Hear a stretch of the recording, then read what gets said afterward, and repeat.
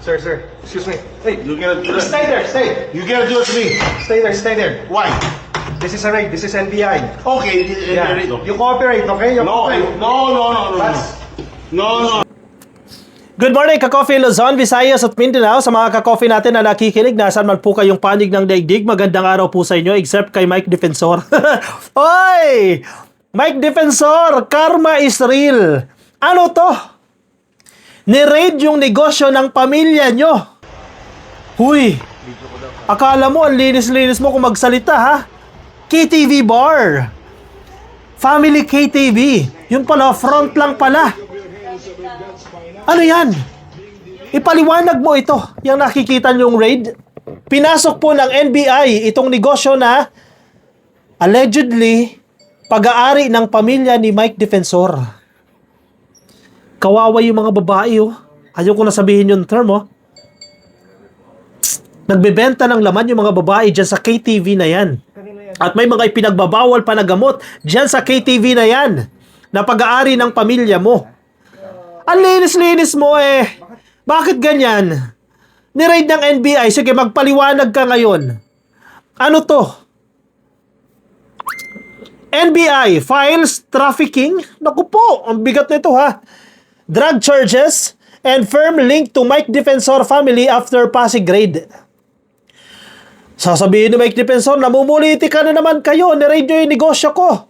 Huli-huli on the spot. May mga ipinagbabawal na gamot. Yung mga babae nakahilera.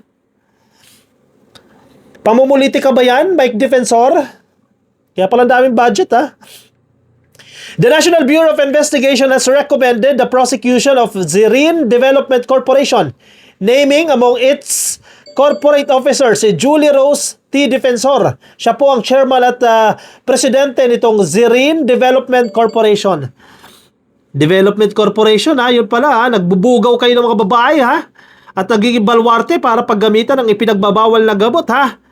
Oh, chairman at presidente si Julie Rose T. Defensor, ang asawa ni Mike Defensor. Aray mo! Pakak! Ano to?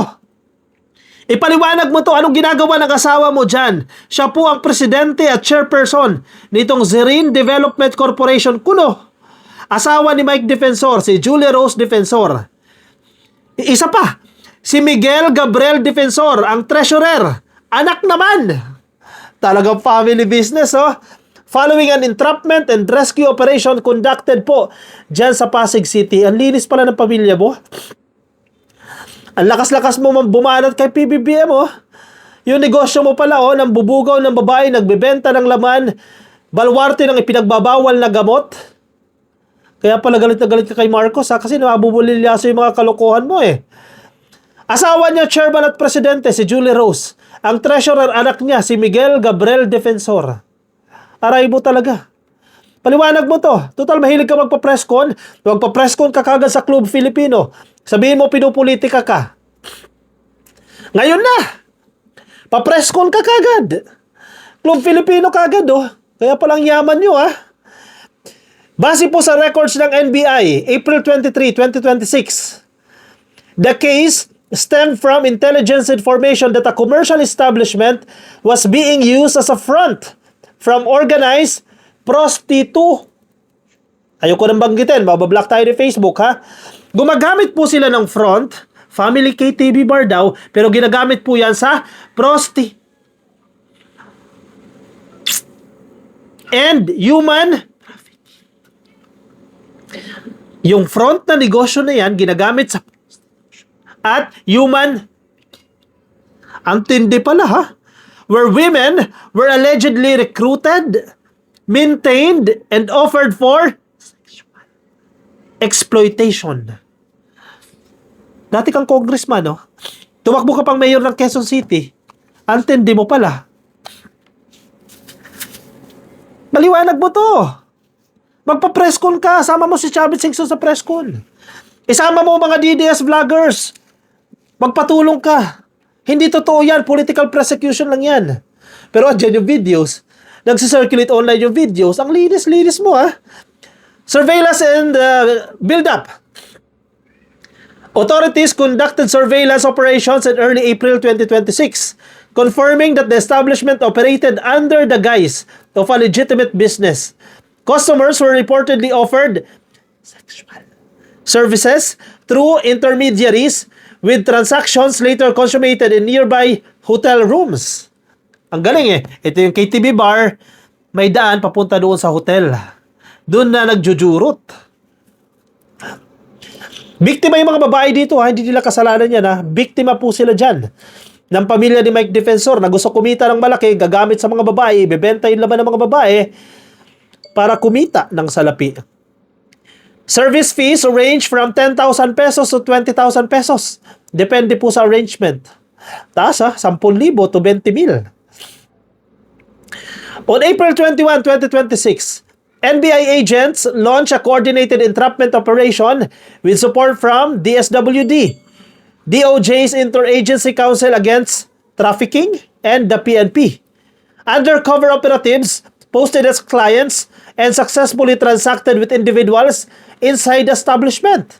By around 11:30 p.m., ito po yung mga nangyayari ha, base po sa records na nakuha natin. Alas 11:30 po ng hapon, ng gabi, no?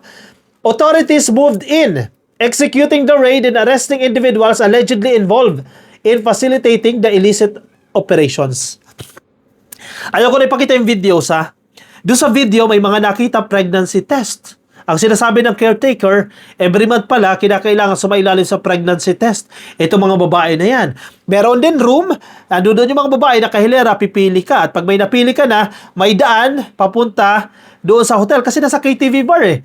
May daan papunta doon sa katabi nilang hotel at doon na nangyayari yung exploitation. Diba?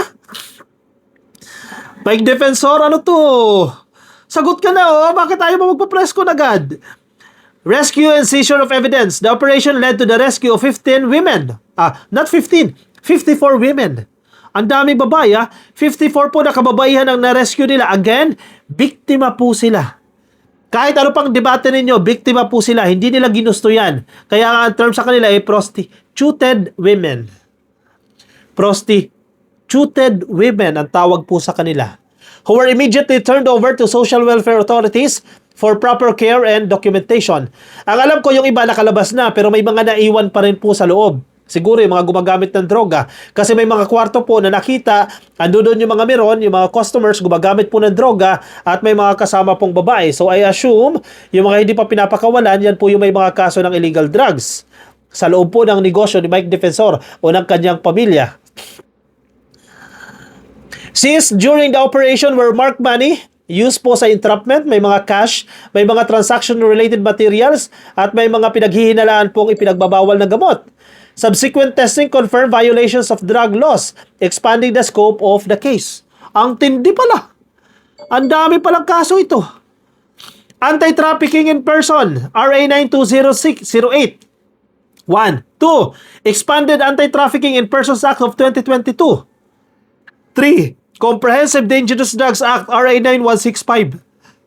These are non-bailable charges. Investigators noted that the operation showed clear indicators of an organized system with defined roles and coordinated activities among those involved.